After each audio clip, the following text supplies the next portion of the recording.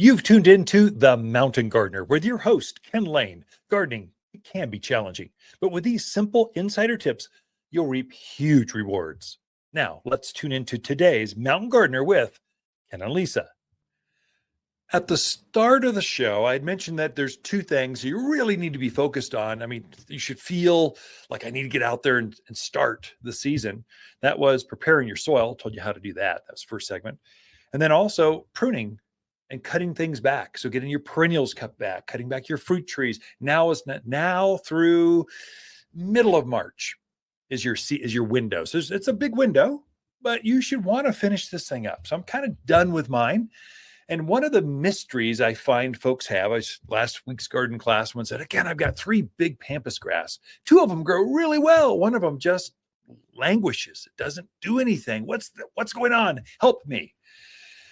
And so with all of your ornamental grasses, this is pampas grass, fescues, miscanthus, deer grass, zebra grass, all your pretty decorative, sedges, grasses, that kind of stuff, not yuccas, not agaves, not bear grass, which isn't a grass. It's something different. It's a native evergreen kind of thing that grows out there in the valley areas. I'm talking about your regular ornamental grass. Pampas is the most famous. That's that big grass, gets head high, has these great big plumes on top of it, covered. Right now it starts to look a little rough just because it's rain and snow kind of beats them up. The plumes have kind of limped over. They aren't as fluffy as they were because they're being beat up. You need to cut those back to about knee high. All other grasses you're cutting back to about ankle high. So you really cut back on them. If you don't do that, what will happen is that the green that's there now will start to brown as the shorter days, the cold, it just beats them up. If you don't cut them back, you'll get this brown with this green on your grasses. And so other grasses, like let's say miscanthus, I've got grama grass. I just cut my grama, native ornamental grass, grows about just shy of knee high. Beautiful, beautiful plumes on it or flowers to it. It's beautiful and native. I hardly care for it, but I cut it back.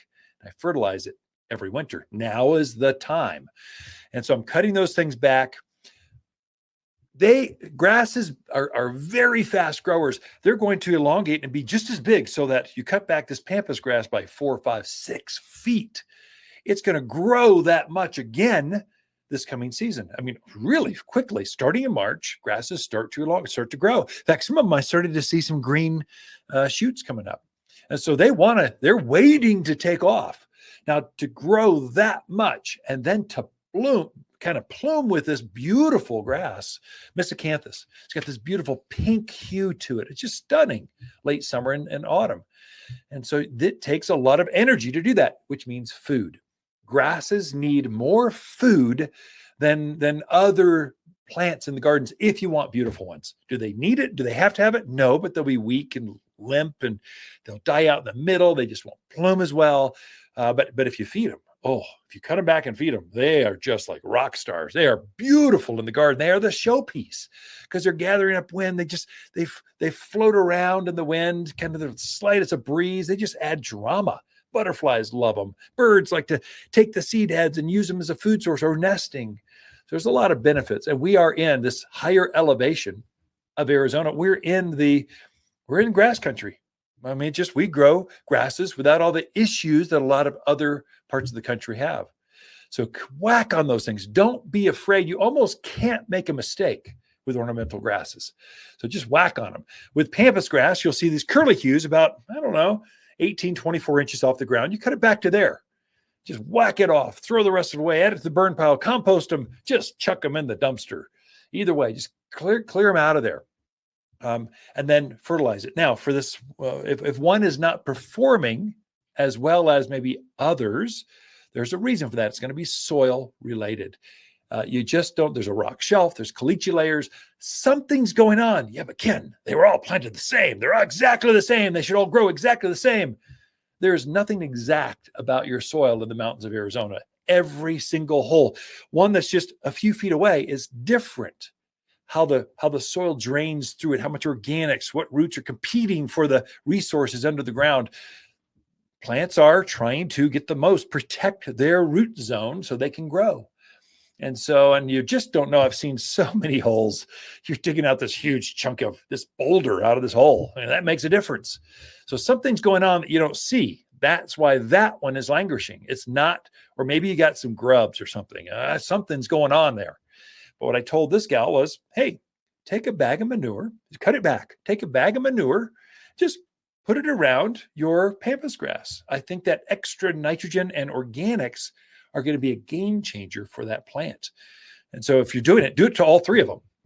Don't hold back and go, this one's special, I'm gonna make them grow. This one, you're held off, I'm trying to even you out.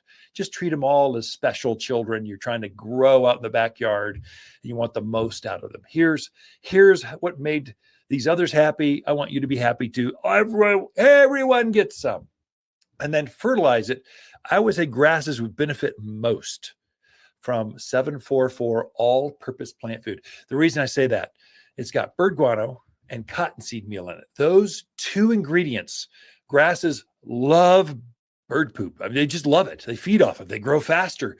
And the cottonseed meal is what grows huge plumes. You get better, showier grasses.